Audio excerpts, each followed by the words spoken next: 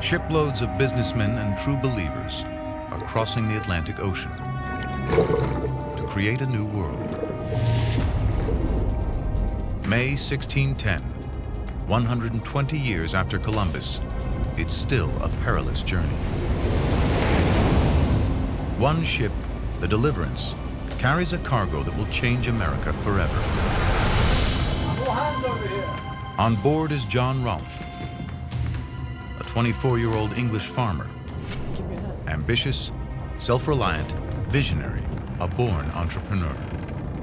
What takes us 6 hours today by plane was then a voyage of more than 2 months.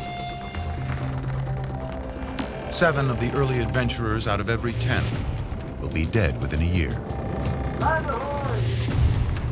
But the risks are worth it. North America is the ultimate land of opportunity.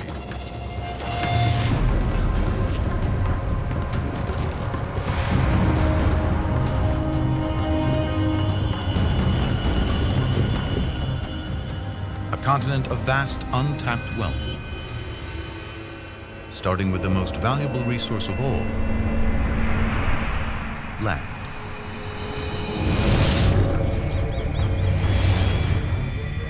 What will be home to more than 300 million people lies under a blanket of forest covering nearly half the land, more than 50 billion trees.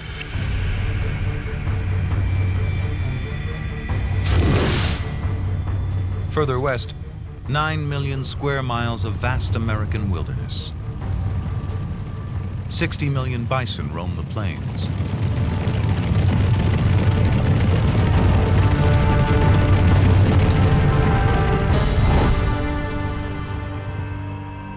And underground, there are rumors of gems, silver,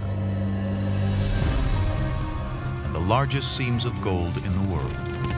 The settlers expect nothing less than El Dorado.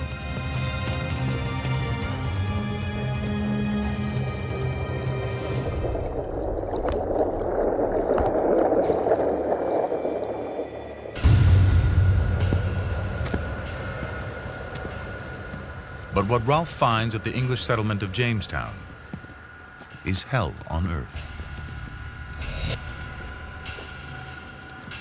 More than 500 settlers made the journey before Rolfe. Hello? Hello? Barely 60 remain. It's called the starving time. Having fed on horses and other animals, we ate boots, shoes, and any other leather we came across. 3 months before Rolfe arrives, a man is burned at the stake for killing his pregnant wife and planning to eat her.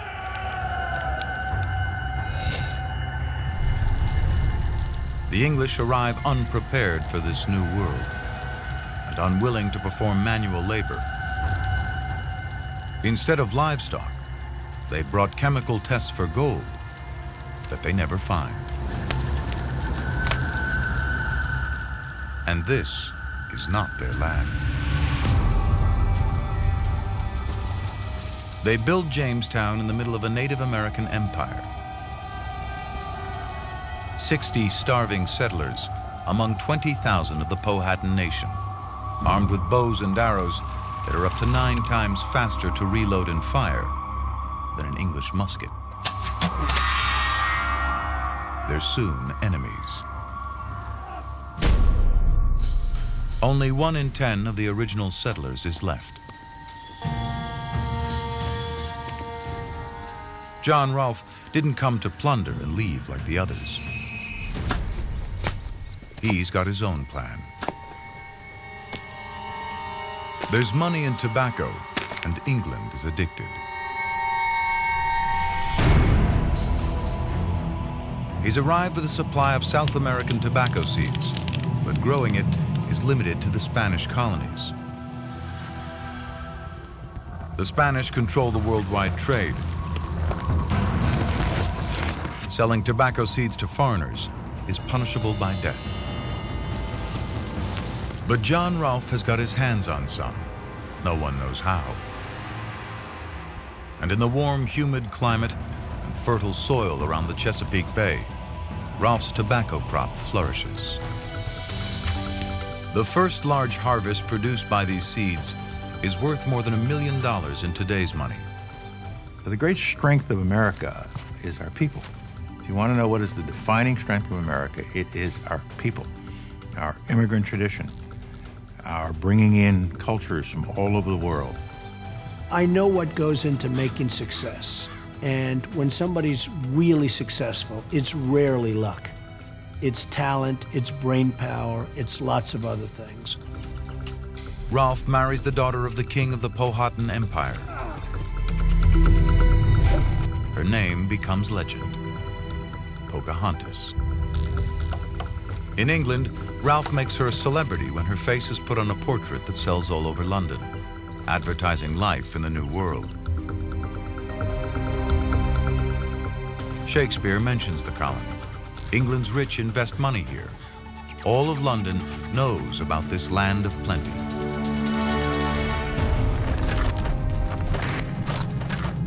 Within 2 years, tobacco grows in every garden. From a living hell, Jamestown is America's first boomtown.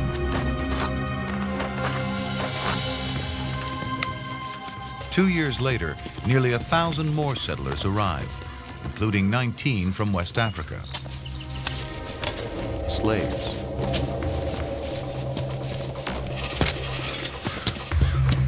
But some go on to own their own land in Virginia. 12 years after the founding of Jamestown, Africans were playing a shaping role in the creation of the colonies. That's pretty incredible. 30 years later, there are over 20,000 settlers in Virginia. America is founded on tobacco. For the next century and a half, it's the continent's largest export.